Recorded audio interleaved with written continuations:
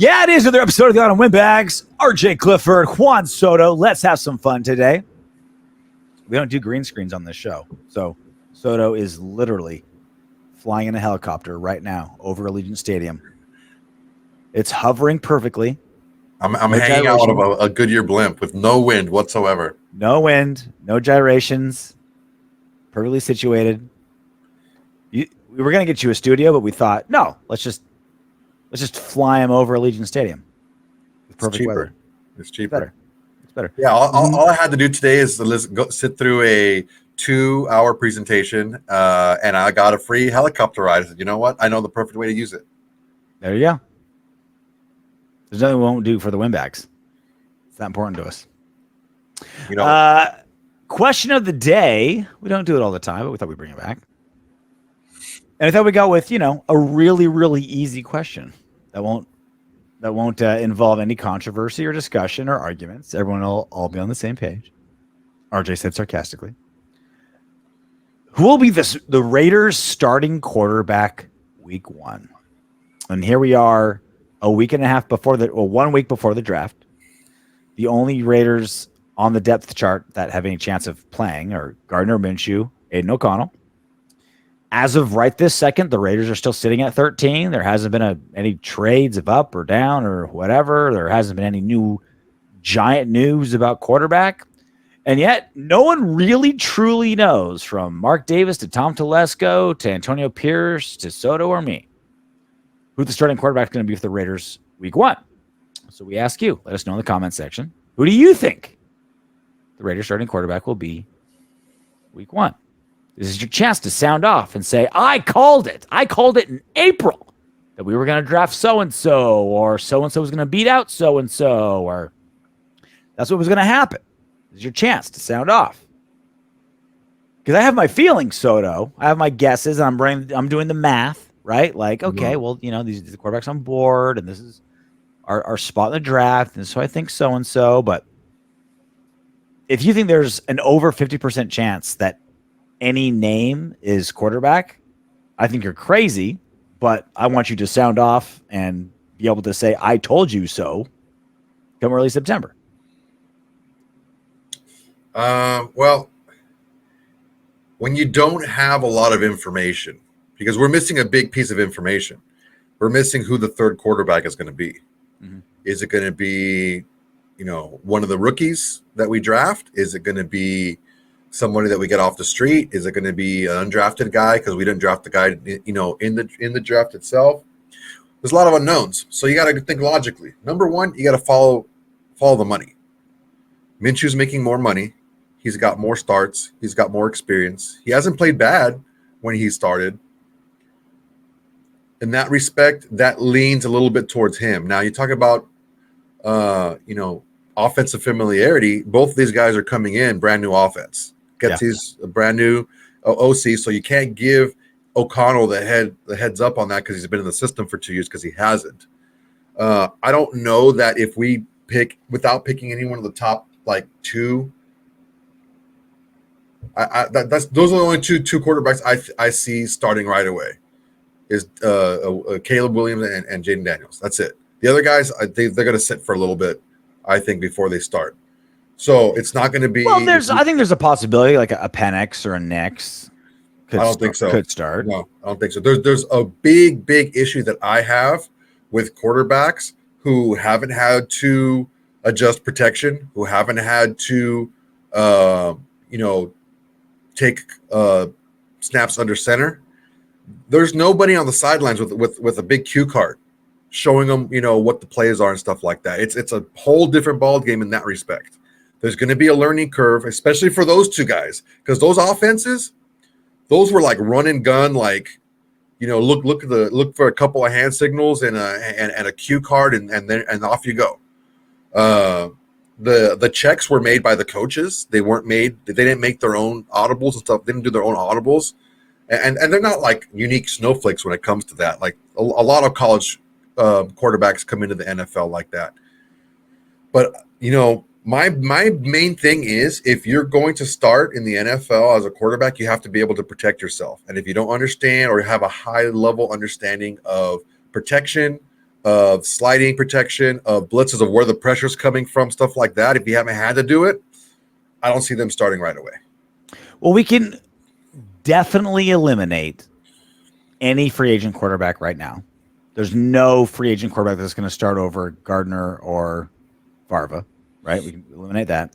We can definitely eliminate any quarterback drafted. Like I'll disagree that I think if we do go first round, I think there's a stronger possibility that he starts week one than you think. But you make great points. Like there's, if we draft Penix or Nix in the first round or whatever happens, that there's a really good chance that we sit him for a while until they figure it out. And it's certainly a possibility. I think there's a stronger chance that they do start than you do, but it's, I'm not going to die on that hill by any means whatsoever. You make great points.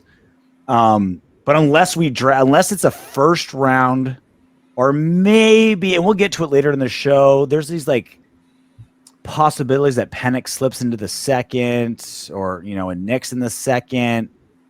I assume there's a possibility that they start for us. But other than that, it's literally either only first round quarterback, Favre or Minshew. I can't think of any free agent, any second, third, fourth round quarterback, any there's really no other situation, right? There's no other plausible scenario. Is there a trade out there that makes sense? Is there any other quarterback out there other than the two we have and a first rounder starting for us week one? There can't be. There really isn't. There really isn't. Yeah. There's not a scenario out there where that's going to happen. And I just don't see it, man. I don't see us getting I don't see us getting Williams or Daniels. I don't see that. So there's that. The other guys, I mean, even McCarthy, who's been in more of a pro style offense under center, turning his back to the defense on play actions and stuff like that. That's another thing too. Most of these guys don't turn their backs to the defense. Mm-hmm. They're in shotgun most of the time. So, I mean, it's I just don't see it right now. I don't see it. But this is something I was wondering. If Minshew and Farva are exactly equal, Farva gets the start. He's been there longer. He's cheaper. And he obviously more reps are better for the second year player, right? If all things are equal, we'd rather have Farva start. I'm wondering if Minshew, and I'm using not real numbers because it's not this concrete, but let's say Minshew, the coaching staff think Minshew is 10% better than Aiden O'Connell. He's 10% better. I think they still start Farva. Now, if Minshew is clearly better, and you think here's is he going to be a big difference between wins and losses, then they go with Minshew. But because Farva's cheaper, you have him longer, the more he plays, the faster he's going to get better. Minshew's in his fifth year, sixth year, right? So it's he's not going to exponentially get better with every game he plays. Whereas there's a good chance that Aiden O'Connell will be in that same situation. Where do you stand on that? Do you think that there's a number where it's all right, if they think Minshew's 10% better, but we're still going to start Farva? Or do you think it's just no, whoever the best guy is, all other factors, throw it out the window. It's literally, who do we think gives us a 1% better chance of winning in this game? That's who starts. That depends on one big thing: who we take in the draft and where we take them. If we take a guy in the first or second round or high up that we think is going to be the future at quarterback, there's no need to really rush the development of Aiden O'Connell. Mm-hmm. It's whoever's the better quarterback from the two. At that point, the question is, do we start who we draft? Right. At that point, it's when does the rookie come? When is he ready? Right. So when are those reps more valuable than the risk of them losing or not? Or are being completely lost, right? Yeah. It's the equation's different at that point because those reps are so valuable for their development, but you don't want them to be just completely shit in the bed. You know what I mean? You got to find that gray area somewhere. I believe that Telesco and AP are more of the understanding that they're used to not starting a guy right away. When Telesco was in Indy and they got Andrew Luck, they had nothing else at quarterback there, so he had to start. And plus, he was really good, so he was able to. With Herbert, he wasn't the starter right away. And he got forced into a start because, some freak accident pregame. So I don't see – I see the race like we're talking about being between Aidan O'Connell and Gardner Minshew. Whoever's 1% better, whoever gives you the better chance to win is who's going to start. Because if you have that young quarterback, you're saying, I'm taking this quarterback high because I don't see Aidan O'Connell as being my future. If I was positive that this is my future quarterback, I'm not going to take a quarterback high up in the round. Yeah. If they do go first round quarterback, that equation completely changes. Now the development of Aiden O'Connell is not just that's the thing we talked about earlier. It's 17 rows back. You know what I mean? Yeah. Well, that's what we talked about earlier. Is there's a lot of unknowns right now, so you have to follow the logic. Right now, the way things are, whoever gives you a better chance to win. It's not about developing Aidan O'Connell right now. It's about who gives you the better shot to win. Let's say there isn't a rookie quarterback. I think that still is part of the equation. I think that giving Aidan O'Connell reps and him on paper, potentially and hopefully, getting better and better with every start goes into the equation. So walk up to Davante Adams' locker and tell him that. Well, we know that Gardner Minshew is better, but we want to give Aidan O'Connell a little bit more seasoning. And so the answer. So I would continue that with say, all right, we're in week 13. Do you want Gardner Minshew where we know who he is? We're not talking about week 13. We're talking about week 1. I'm saying, this is my pitch. Is saying, all right, now. Why are we starting in week 1? Because in week 13, don't you want, when we're in the heat of the playoffs and things are getting fired up, do you want a Gardner Minshew that you kind of know his ceiling and know who he is? Or do you think that we can have a 13 better games Aidan O'Connell that can take us better, that can be better than Gardner Minshew? That would be the pitch. He wants to win now, dude. He's not worried about week 13. He's worried about week 1. He's worried about winning week 1. That's all great and well if you're 24 years old, which Davante Adams is not. And so that pitch is not gonna fly. I don't think there's a single pitch that says Gardner Minshew's your quarterback that Davante Adams is like, hell yeah, that sounds awesome. If he's clearly better, then yeah. That's clearly better and going to be better forever. So now you're bringing in different caveats. No, is he better to win? That's exactly the caveat I'm saying. Is he better to win? Davante Adams is not worried about week 13. He's worried about week 1, and then in week 2 he's worried about week 2. He's absolutely worried about week 13. He's worried about the whole season. I think you're absolutely wrong. I think he's worried about winning week 1 because what good is it if Favre is better week 13 than Minshew? If you're 4-9. Well, this is the thing. I'm not saying if it's Gardner Minshew is 3 times better than Favre and you're going to lose every game with Favre until he gets better at week 13. But that's the question I'm asking. If it's a 10% difference, right? Like they're really close. Minshew's clearly better, but slightly. But the development that comes with starting. I don't think you give Minshew all that money if you're not going to make it a fair competition.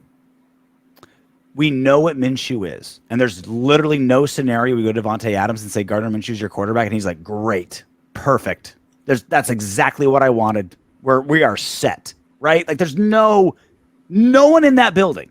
Like we're all hoping Gardner Minshew plays well. No one in the building's like Gardner Minshew's the man. Like we're good. Like, it's not about Gardner Minshew being the man. It's about who the future of your quarterback room is, and we all know that they may not take one because of the way the board falls and how things work out, but we all know they want to draft a quarterback because they're not convinced. They better. Either one of these two guys, they don't see them being the long-term answer at quarterback. Yeah. If they end up being it, okay, but you don't pay Minshew the type of money that you paid him to give him a kind of a handicap for starting. No, you pay him because it's going to be a competition. Who's it going to be? One or the other. We're pretty lockstep in Aiden O'Connell, most likely his ceiling isn't drastically higher than we all kind of seen. Hopefully we're wrong. But more or less, you and I are pretty in lockstep. I'm like, all right, his ceiling's probably this. But at least there's a little mystery with Aidan O'Connell's ceiling. There's a little mystery. He's played one season. He played half the games. And it was completely smeared by the shit kickery that was Josh McDaniels. He had to overcome the worst coach in football, didn't get starting reps, right? Like, there's a lot that went wrong for him, and he still went 5-5, right? He went 5-5 on a team with all these things going against him. Towards the end, right? We all know the stats. In the last 4 games, 8 touchdowns, 0 interceptions. There's some mystery to what his ceiling is. Let's find out what that ceiling is. Gardner Minshew, there's zero mystery.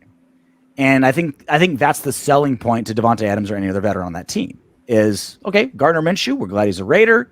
Top 5 backups in the NFL. He can be a starter for you. He can do good things for you. He's taking teams to the playoffs. We know what he is, but there's no version of what he is where you're excited. There's a version of Aidan O'Connell where there's some mystery. There's maybe we can do it. And again, I'm not saying if Minshew's crushing Aidan O'Connell, you sacrifice the first 10 games of the season to give Favre reps. But if it's close, I think you say, okay, let's lean in on the mystery. Let's lean in on Favre getting reps.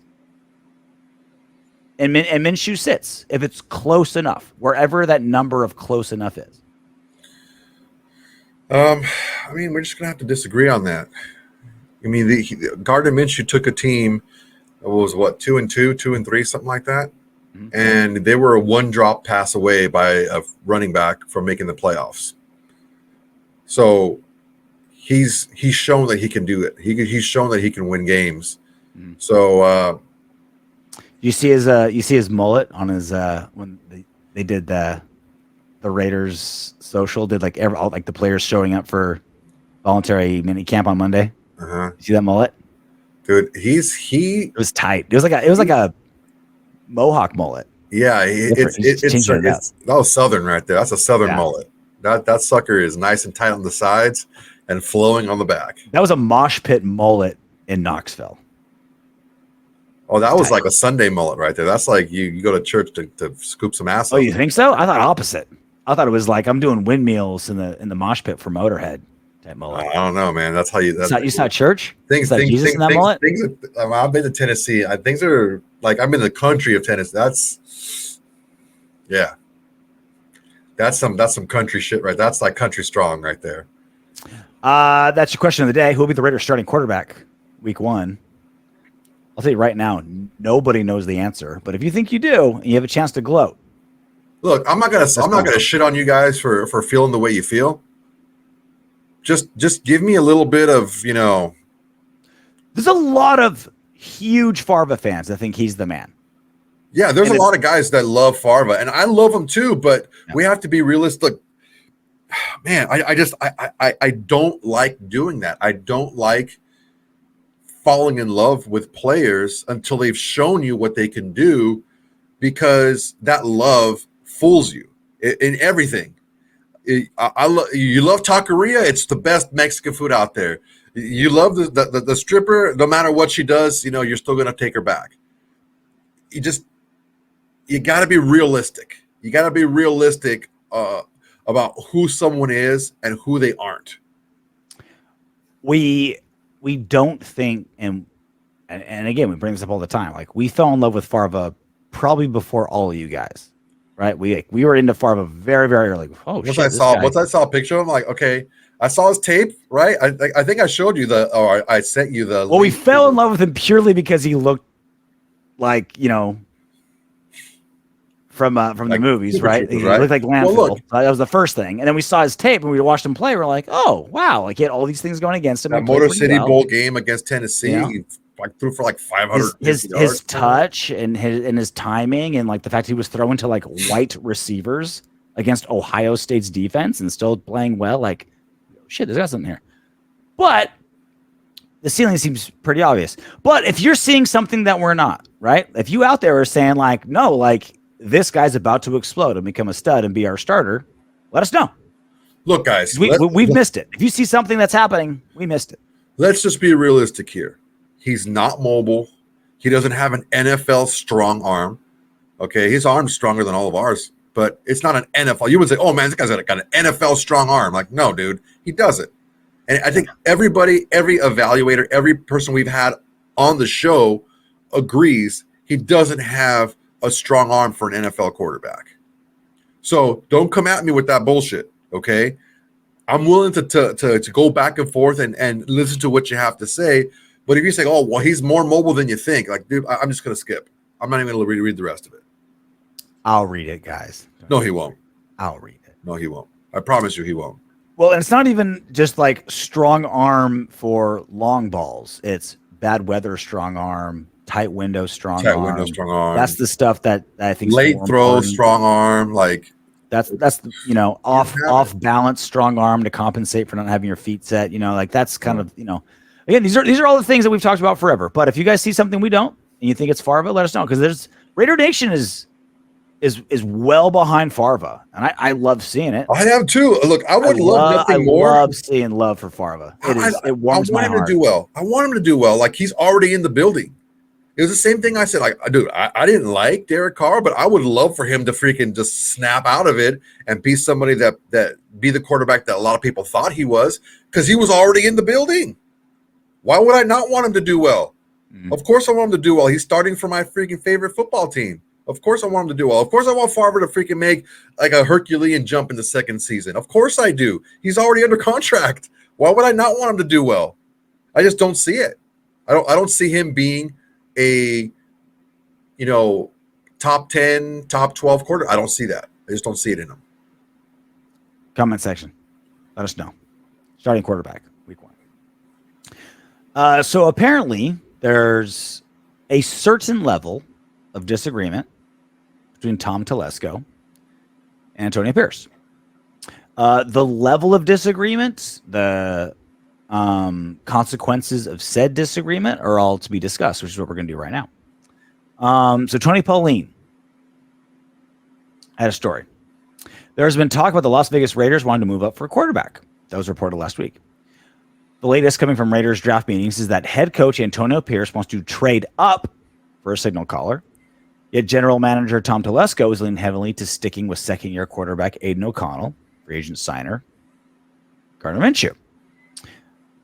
Pauline was on Unnecessary Roughness with your boy Q, and he said, Antonio Pierce knows that they need to improve the quarterback position. He wants to move up and get a quarterback. Now you've got Tom Telesco, who's a first-year general manager, who I think understands the amount of draft capital that is going to take for the Raiders to move up and get a quarterback. He's very hesitant. Rather than give up the massive amount of draft capital that would need to be that would be needed to move up, I think Telesco was saying, let's see what we've got. Maybe we'll get a quarterback later on rather than give up all these picks to get one of these guys. I think it's going to be, if not virtually impossible, nearly impossible for a variety of reasons. Number one, the two teams selecting right in front of the Raiders, the Broncos and Vikings, also want to trade up to get a quarterback. The Giants may want to trade up a few spots to get a quarterback. And then how far down do the Arizona Cardinals really want to move? So you knew that inevitably there would be a disagreement at some point between the head coach and general manager. That's what you do. You collaborate and you have different strengths and you think about what you're going to do.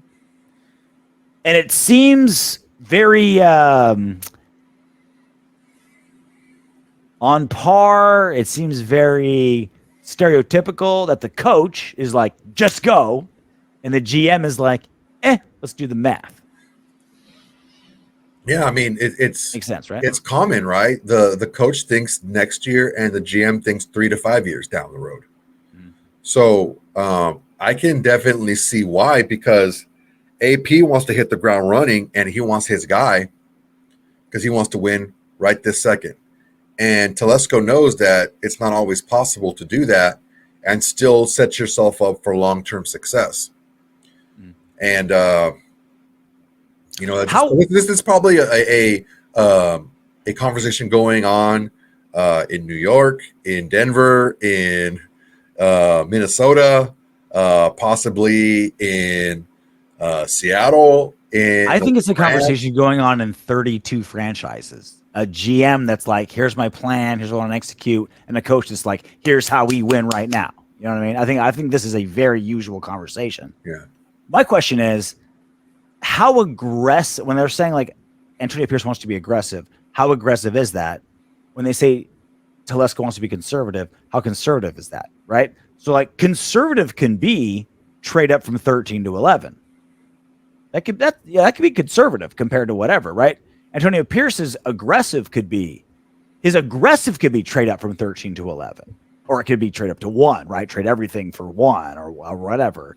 And Telesco could be like, nope, we're just staying at 13 no matter what. We're not budging. There's value to this pick. That's what we're doing. And again, we're both kind of still learning about Telesco and Antonio Pierce. Like, I can look up Antonio Pierce's bio. I can look up Tom Telesco's draft history. I don't know him as a man, as a human, because he's new to the Raiders, right? If I was a Charger fan, I'd know Telesco really well because I kind of can like see. I know his day-to-day moves, right? I can see how he sees and smell how he smells. But how do you think that back and forth goes between AP and Telesco? Like, is AP just like gung ho? Is Telesco pull right back? I'm very curious. I think that, as far as being in the information gathering stage, I think it's about how excited or how they talk about the potential moves. Is it just Jayden Daniels? Do you think it's just that, or is it philosophy? Okay, I think it's Jayden Daniels. I think that's the guy that AP wants. So, and I think that's exactly the back and forth. Telesco's like, dude, I know you want Jayden, but like the price tag for Jayden is ridiculous. It would be another. Let's say, for example, the Chargers supremely just shit the bed. Or no, that's not a good example. Tennessee. Oh, that'd be terrible. No, the Chargers. Tennessee completely shit the bed. And they're the number 2 pick. Okay. They don't want a quarterback, so they're more apt to trade back. Washington wants a quarterback. They need a quarterback. That's going to make the price go even higher because they're giving up their chance of getting, one of the top picks in their eyes. Mm-hmm. So the price is just going to be way too high to get up there. I just don't see it happening. And, I could totally see AP being like FTP, right? Fuck them picks and just get up to the front. I mean, the Rams haven't had a first round pick in like 8 years or something like that. I think 2016 was the last time they had a first round pick. Mm. That's crazy. But they've won a lot of division titles. They've went to the Super Bowl a couple times. They won a Super Bowl. They've got like 7, playoff wins at that time. But that roster was in a different position than our roster is right now as far as construction and stability. So I understand where AP is coming from because he has a lot of belief. But I think just like we talked about, it's not just the view of winning this season or winning 3 to 5 seasons. It's also you're looking at the roster the same way. Where AP's like, oh, these are my guys. I can win with these guys right here. Where Telesco's like, well, we need some help here. We need some help here. This is exactly the relationship that should exist. Yeah, coach and GM. Yeah. This is a healthy back and forth between two people who want the same things but are wired differently. Like that's why you have it be 2 people and not 1, right? You don't have 1, right? You have like the Jekyll and Hyde with John Gruden. They're just gonna like, I really like this guy. I like the cut of his jib. I'm gonna take him. He's a Gruden grinder. He's a grinder. 4th overall, yeah. Toad. What a toad freaking John Gruden was. Who do you think wins a standoff? Telesco. If it's just like, okay, Telesco. So we know on paper, right? Let me ask you this way. We know on paper, like Telesco has final say with the roster, right? On paper, legalities, he has that power. But we've seen it happen in franchises and in politics and business and everywhere where it's like on paper you have the power, but AP could command certain offices. He can get Mark Davis on his side. He can get team presidents on his side. He can get players on his side. Like you can politic and gain gain power where you don't have authority, right? Telesco has the authority. He's been ordained, right? You are ordained the authority of the roster, right? But we know that's not concrete. We know that can be circumvented. I wonder if AP has cachet enough to beat that. I don't think so, man. I don't think so. It's pretty early. It's pretty early for a rookie coach to have that. Looking at it logically, you have someone with a decade of experience and another guy with no experience at all. Yeah. Draft. Well, and I think that's why Telesco was brought into, like, babysitter is a harsh word, but like, okay, we need like guide. We need a very, very seasoned vet. We need an adult in the room to go with the battering ram that is AP. The awesome, amazing. This whole roster is going to run through brick walls for AP, which is what you want. And now we need a sober head to kind of do the math, right? We need a nerd in the nerdery with their calculators to handle the awesomeness that AP is developing. Look, a good GM gets information from everywhere inside his organization. Okay. College scouts, pro scouts, position coaches, head coach, all that stuff. He gets that information from everybody. Mm-hmm.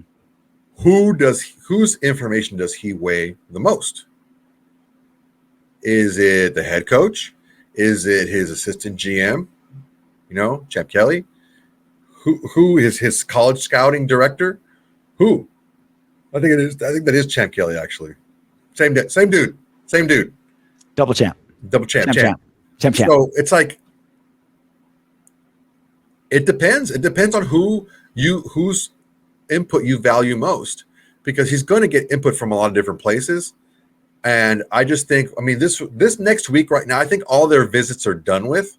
All they're doing right now is mock drafting over and over and going through scenarios, every single pick, every day. They're going over through all different scenarios. Who do we talk to? Who do we get on the phone right now? Don't. Why am I getting so blurry? I'm moving around too much. The helicopter is moving. Yeah, it's so. Come on, I'm getting sick over here. Windy. Gets to get windy up there in Henderson. The windy's nuts were in your mouth. So these guys are talking already. These GMs are like, look, man, if something happens, I may want to pop up in there. Well, what would it take to jump up to here or there or wherever? Well, look, this very first draft, again, we're hoping that AP and Telesco are our head coach and GM for the next 20 years, because that means we're winning, right? Like that. Like if they're there for a long time, that means it's successful, right? They are figuring out their relationship in real time. Like, this next draft is going to be them kind of feeling each other out. Like, AP gives a little nudge this way, Telesco gives a little nudge that way. AP takes it up the ladder to Mark, and then Telesco brings it over to Champ. Like, they're all kind of like, not in a malicious. I'm not saying it's automatically malicious, but you're feeling out where you're at your workplace. Like, what power do I have? How much sway do I got? Like, I really think that's what they're ironing out right now. They're ironing out all the scenarios. 100% in real time, in real life, in the draft. If you're calling a team for the first time on draft day, you're going to get fucked. Because if you haven't talked to this team, unless you want to just supremely overpay, you have to make these relationships early. And I don't know that we've had a guy that's been savvy enough to do that properly for 8 years. That's all I want out of Telesco. That's not all I want, but that is a foundation of what I want from him. That's the primary thing I want, is understanding logistics, understanding value, being a sober head, relationships with other teams, a sober mind. That take a breath. Go over everything. What do you want? What do you want? We can make it work. This is what we can do. This is what we can't do. Here's what the math says. Here's what you believe. Just a general sober mind in that room. That's what I'm looking for. Because AP is going to be gung fucking ho, which is what we want. We want that. We don't want to put a saddle and reins on Antonio Pierce. Like, we want him to be great. We want him to like fucking go. Tom Telesco's job is, all right, I will get you where you want to go, but this is we're going to do it in third gear for a while, and then we'll kick into fifth gear, and when you want to. That's what I'm hoping this turns into. So let's tell us a story time, okay? Okay. Story time. We're probably in the mid 90s, probably 96 ish. Okay. All right. Teenage RJ getting out of puberty right yeah, now. right. Right into puberty. In the world of professional wrestling, WWE was getting their butts handed to them routinely. Okay. And there was a writer on staff at WWE named Vince Russo. And he had these outlandish ideas, just crazy ideas. And he would throw out all these crazy, like a notebook full of crazy ideas every week. Mm-hmm. It was up to the owner and final say, Vince McMahon, to weed out, to carve, to mold those ideas into something that can play in his vision. But the idea spark came from Vince Russo. And that worked. And that helped them get back on top. Now, when Vince Russo left and went to the competition, he didn't have that filter, and the competition sunk even faster than before he got there. So you need to have that filter of a guy who has that foresight, a guy who has that ability to be calm, like you said, and know how to construct something for now and later, not just the now. How great is it that the dude who's the calm filter is the dude who poops on chicks' heads? I don't think that was done purposely. I think that he farted on her face, and because he's got a loose butthole, because the guy's like 90 years old. Yeah, he just shit on his shutter speed isn't what it used to be. Look, guys, any of us, we've all had a shitty day. Okay. So you know how when you get older, and it's like, all right, as I get older, I'm gonna need glasses, or my hair turns gray, or I limp. Diapers. That's going to be very, very early on my old age list. I can tell you, I'll spare you the details, but it's old RJ when he's old. Look, man, diapers is going to be on. It's going to be on the list. When I was younger, I would blow farts any and everywhere. I didn't give a shit. Just I knew I can freaking catch that log. Now it's like, nope. I'm just going to wait. If you don't mind. I'm just gonna wait until I feel a little bit more comfortable with this release. How am I gonna work out my sphincter? That's the question. You gotta do like the male kegels. You gotta really pinch that sucker off. The male kegels, the brogles. Yeah, the brogles. Oh God, why are we talking about this? Well, because we're gonna talk about Bill Belichick, who's in his 70s. So there's a really good article on ESPN about Bill Belichick for whatever reason, he's, I would say at worst, top 3 best NFL coaches of all time. Like, it hurts to say it, but sure, like you can definitely make a case he's number 1. And he's available to be a head coach right now, yet he is not. There's half a dozen NFL football teams that said, Bill Belichick, I know you've got 7 Super Bowl rings and 2 decades of success, but we don't want you to be our head coach. Right? Raiders being one of them. Right? A really good story on ESPN about that whole process of Belichick not being the coach. I highly recommend you guys take it. Read it. But the Raiders specific element of that story was this one. Talking about Bill Belichick being on your staff, and part of it was like, who is he going to staff under him? And this quote was great. The executives also were concerned about the staff Belichick would bring with him, including assistants who had worked with him in New England and then had struggled on their own.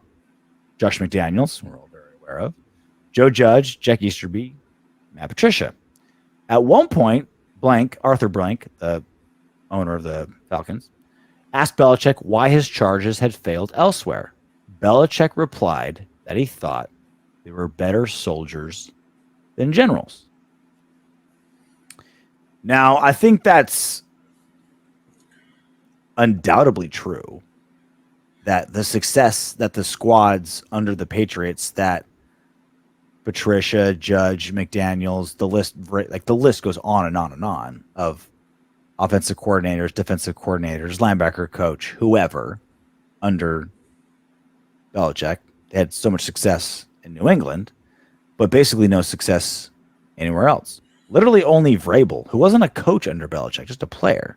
He's the only one that found consistent success. And even he doesn't have a job right now. Weird. Shocking. So I look at this quote, Soto, and I think to myself, is that like, we'll get to the Raiders specific part about Josh McDaniels specifically, but just on this whole Belichick story, is that is Belichick shooting himself in the foot by saying that, like, well, all my guys are soldiers, not generals? Well, then it's like, what did you do wrong? Why could you not bestow your knowledge to these guys to handle it on their own? Because I understand Belichick trying to make it sound like, well, like I'm the secret sauce. Like they can't do shit without me. Like I kick them down what I need them to do, and that's why the organization is successful. And I understand like that's like the story that he's trying to. That's the takeaway. Yeah, that's what he wants. That's what he wants out there, right? It's like no one's shit without me. But I don't think it's the like trump card he's making it out to be. If that makes sense.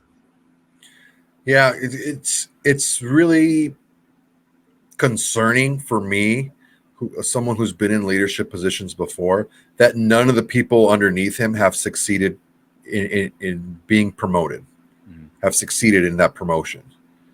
That shows lack of it does show a lack of leadership and a lack of development.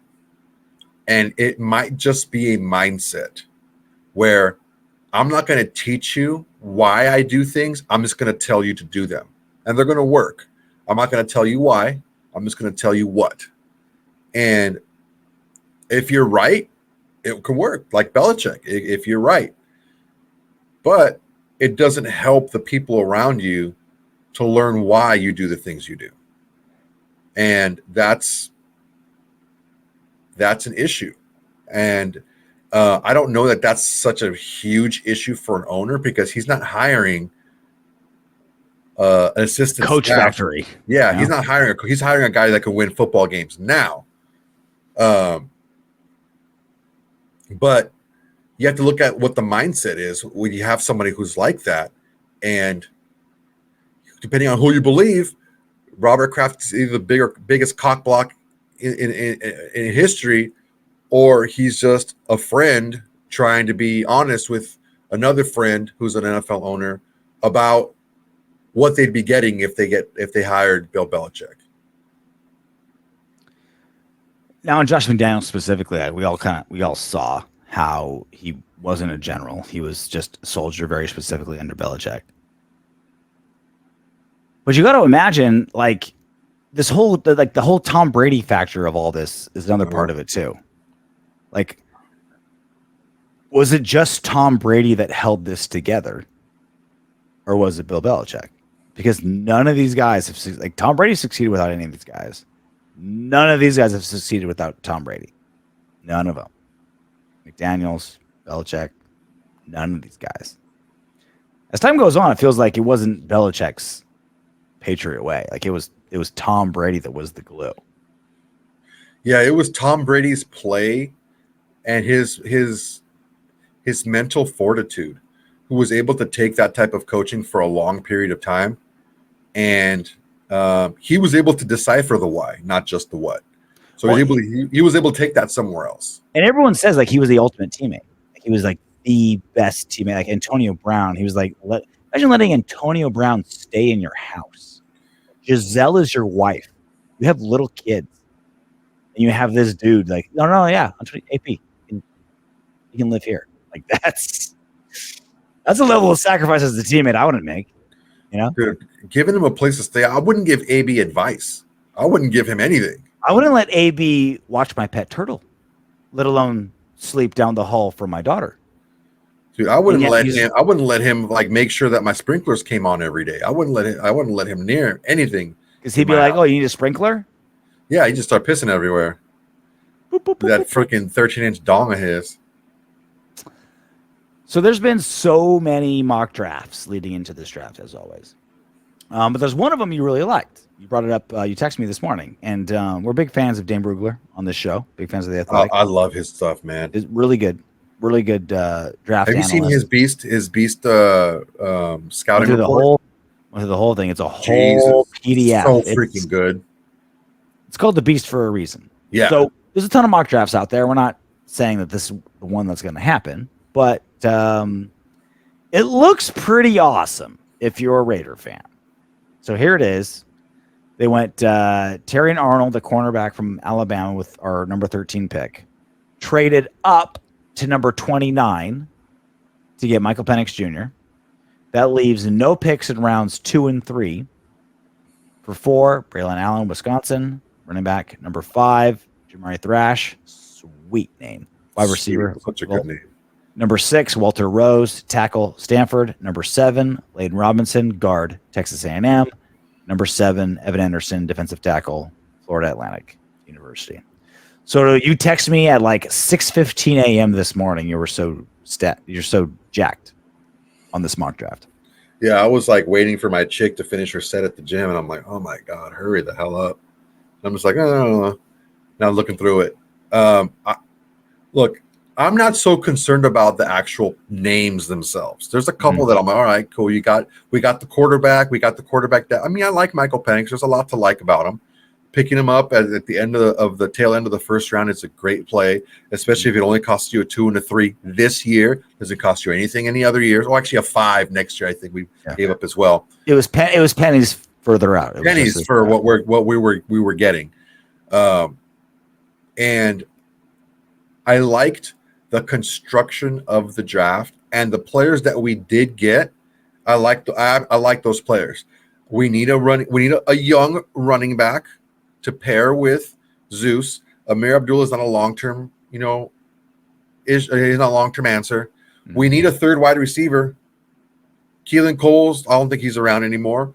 Hunter Renfro's gone. We need a third wide receiver we can groom with our other 2 starting receivers.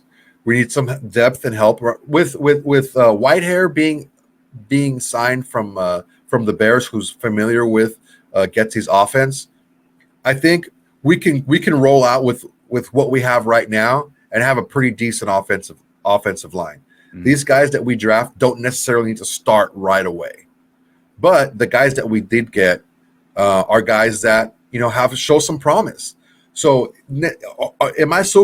I'm more concerned about the theory behind the draft and why things are happening than the actual players, because we all know the players are going to be hit or miss, 50-50, right? If you get 3 or 4 starters out of a draft, that's like a home run, So Terry and Arnold, I don't know if I sent you the time clip of the interview Terry and Arnold did today on Moving the Chains on the Sirius XM NFL radio. This guy is super confident, and it's not cockiness, because he's telling you, about, this is how you defend a back shoulder fade. This is how if you scout the receiver, his pivot points are going to be 5 yards and then 10 to 12 yards, because these are the only routes he runs. So he's confident because he's been coached really well. Nick Saban coached secondary, man. Those guys are going to be coached really hard. So I like the way this draft was constructed, and I happen to like the players too.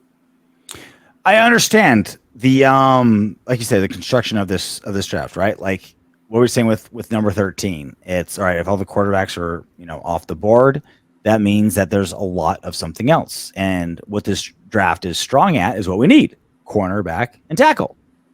So if there's a run at cornerback, we go tackle. If there's a run at tackle, we go cornerback, and we get arguably the best corner in the draft. A guy mentally that fits what you want. A guy that's a dog. An AP type dude. An AP type dude for sure. Yeah, AP type dude for sure. Arguably, because no one knows for sure, but arguably the best guy at a position of need at 13. That's a steal pick. If you can get a number 1 guy at a premium top 5 position. We already talked about the top 5 guys. And then trading back up into round 1 to get Michael Penix. Penix around at number 29. I don't know if that's realistic. Again, quarterbacks with this draft, who knows, right? Like it's such lying season. It's such lying season. Penix still there at 20. I like the move here, right? If Penix is at 29, the Raiders are like, we're trading up. I think it was the Bears, right? At 29, where they. No, Detroit. Detroit, excuse me. So there's like, okay, if he's still there at 29, hey, Detroit, let's make our move. Love the move. We'll see if that actually pans out. But then after that, it's like, all right, high picks at glamour positions, and then they just go volume after that, right? 6, 7, and 7, lineman. They made it up in volume, or they didn't commit with quality. So it's like, okay, I understand the structure of this. We didn't address the big needs at offensive line until round 6, so we went all O-line after that, hoping we can get some depth, or one of these 3 guys should be able to give us some productivity, right? You get 3 guys at lineman, 6, 7, and 7. One of those guys should give you some productivity. So I understand the construction of this draft class for sure. And if you take a little closer look at the actual players themselves, Braylon Allen is a beast. He's like 6'1", 235, and the guy runs a 4.40. Mm-hmm. If he needs any help with anything, it's maybe his lateral movement before the line of scrimmage. If you can get penetration on a true Wisconsin running back. Yeah, he's a downhill runner, dude. He's not a freaking shifty guy. This dude is a freaking workhorse. He will tote the rock as many times as you give it to him. And he's a beast, man. He's a beast. Jamari Thrash, think of like a young – his issue is he's not strong. He's like 6'1", but he's only like 185 pounds. He's not that big. So his strength is an issue, hand strength, stuff like that. But as far as route running, this is one of the better route runners in the draft. But his issue is he gets beat up a lot because he's not that big. And his name isn't sweet enough. Yeah, his name isn't sweet enough. Jamari Thrash. I really do think, you get into the pros, got a little HGH or something in it. And you get a NFL, and you get a pro level, lifting program. You get Deuce in there to freaking pump you up, and you get Devontae showing you how to be better at your craft. It's a good pick at 5, and it's a pick that's in position of need, and also he has a really high level talent that you need, which is good route running. Rose, he is not that athletic, but he's a freaking mauler. He's huge, like 6'6", 320, 315, something like that. Huge guy. He's nimble on his feet, but he's not super athletic. So you can clean up a little bit of, some of his hands or something like that, and he can be a, middle of the line starter for you on the right side. And Layden Robinson is like the opposite. He's super athletic, but his technique isn't great. But if you get a guy like him at like 6'4"-ish, about 6'4", I think he is, about 310 pounds too, who's super athletic, yeah, man, you can teach him some technique, and you can teach him hand placement. And Evan Anderson is just a bowling ball. I think he's like 6 foot 320 or something like that. And he's quick off the line, but he's not gonna, once you stop his initial move, that's pretty much it for him. So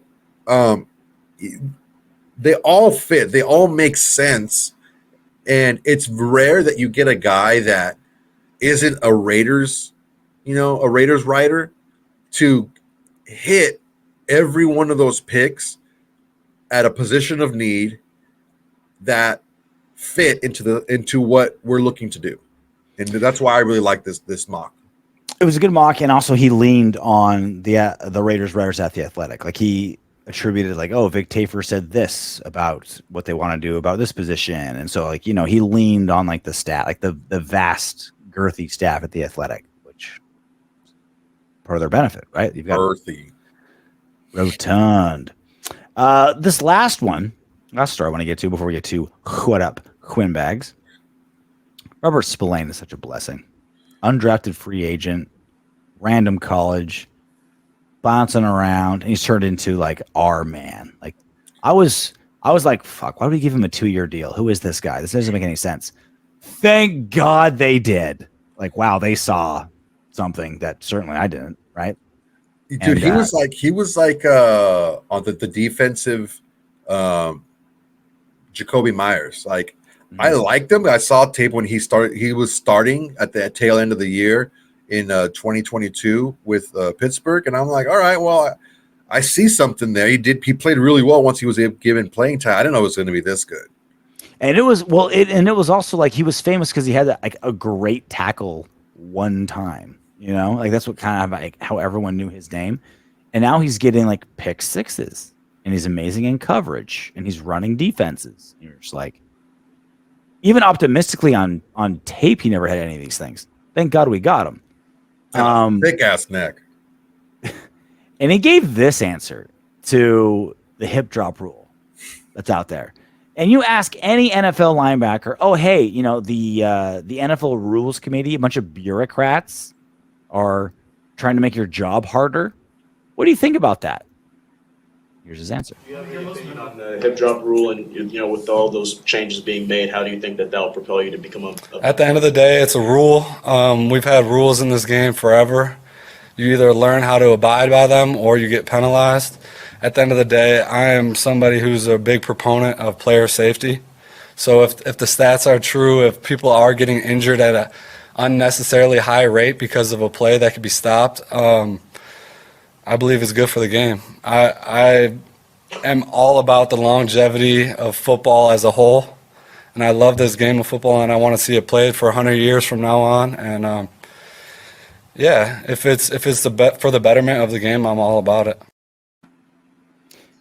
I don't know if you can see it on that frame, but Roger Goodell was literally holding a gun to his head out of frame to make sure that he said exactly all the talking points you want. Like when the NFL Academy makes tackling harder for a defensive player. Like Police Academy, he was hiding under the podium. Dude, before this, Spillane was talking about how, like, yeah, my job is to be as violent as possible as a tackler. And then he's asked about the hip drop. He's like, well, you know, it's all about the safety of the game. If there's anything that the NFL can do to maintain the integrity and safety of the sport, I am all about safety of football. I want everything to be happy and hunky dory. I want everyone to go home with sunshine and roses. Oh my God! Someone was given a script, and Robert Spillane is that someone.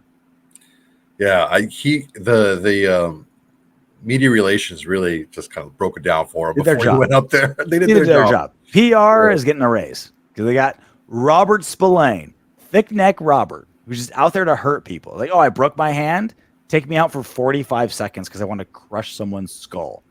Is straight up, oh no, the integrity of the game. I want to make sure it's safety. I'm going to follow the rules every single time, and this is all I care about. I'm going to make sure everyone's safe. I'm a law-abiding citizen. That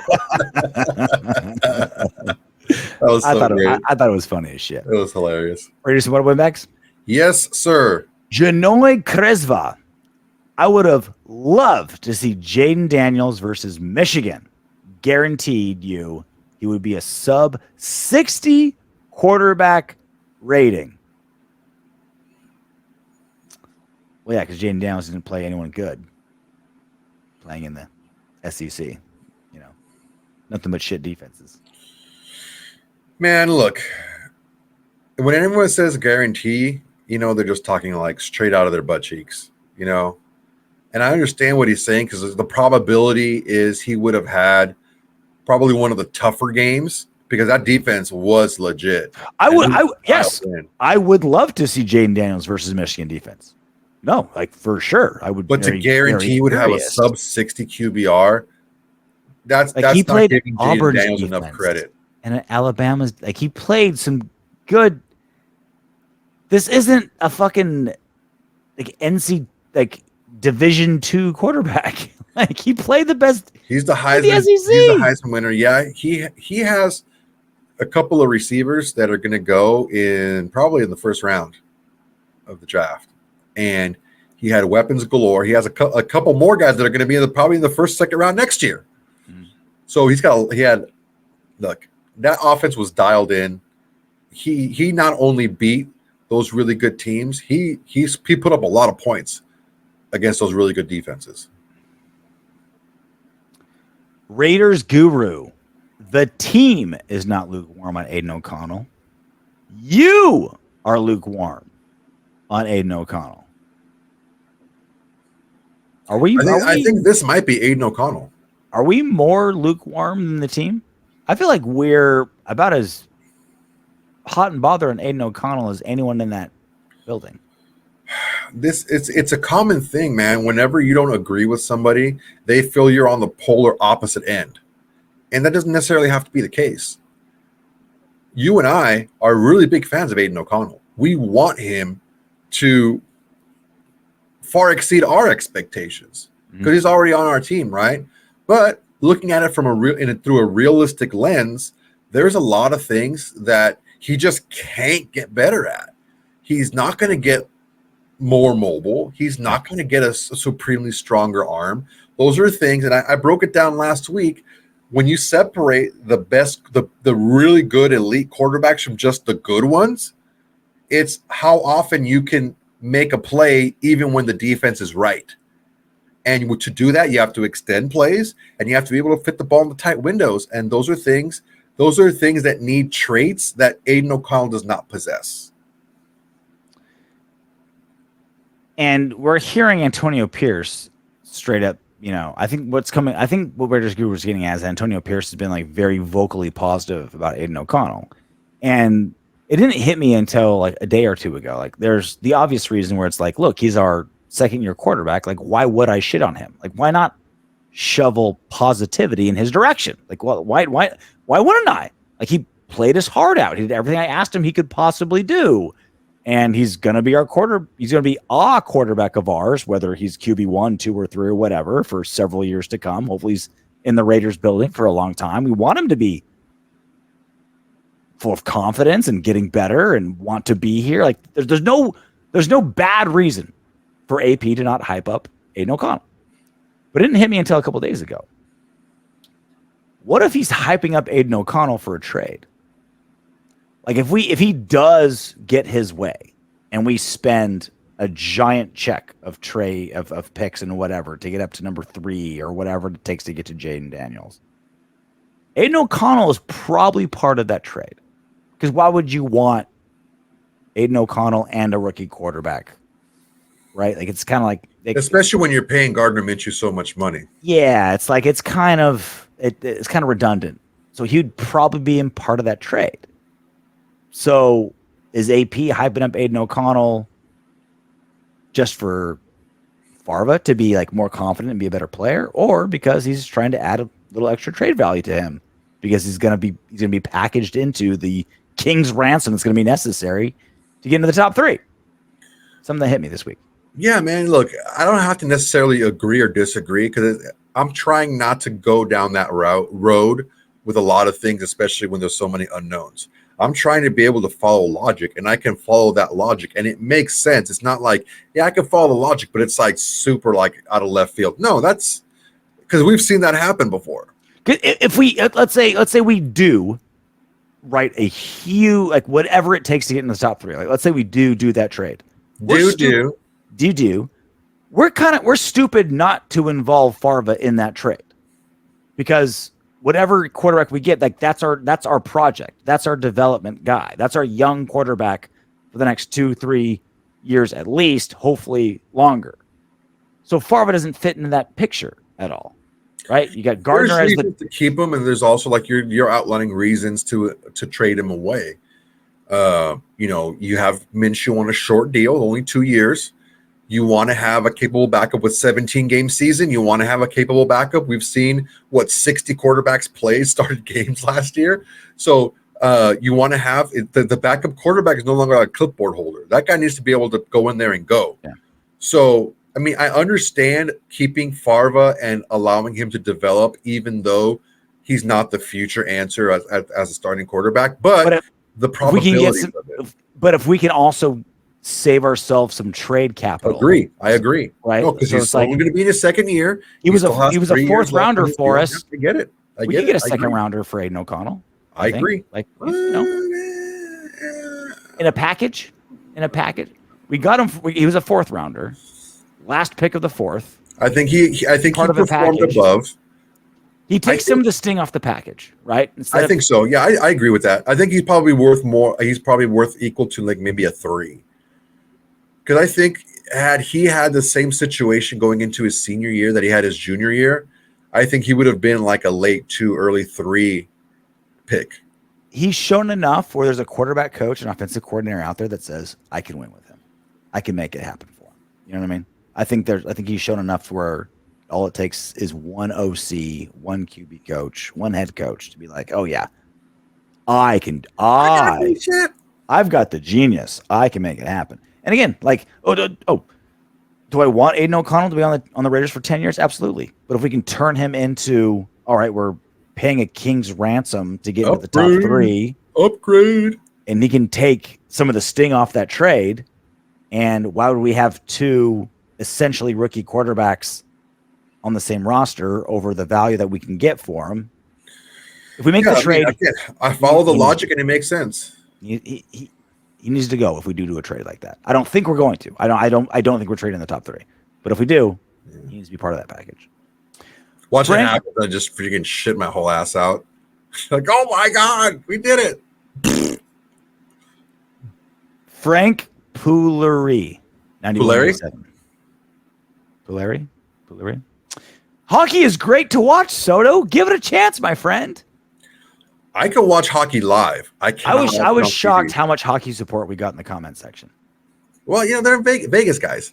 But look, I've been to hockey games before, and hockey like live, I can watch it. I can watch it because you can feel it, right? On TV, I'm just like